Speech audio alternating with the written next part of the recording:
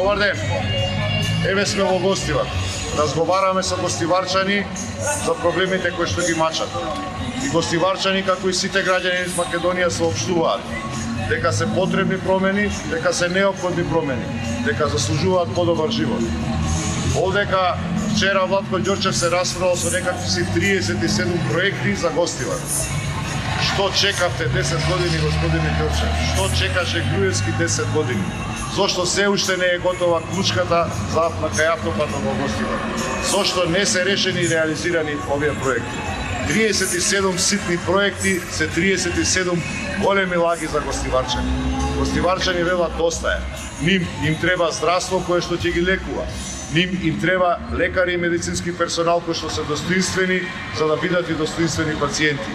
Во Македонија не може да има помала плата од 16.000 денари. Во Македонија просечната плата ќе изнесува 30.000 денари. Не може ниту еден наставник да има помала плата од просечната. Затоа во Македонија го спроведуваме планот за живот. Почитувани граѓани, во недела, позади параванот сте сами. Вие одлучувате за вашата иднина. Одлучете и заокружете за бројот 4.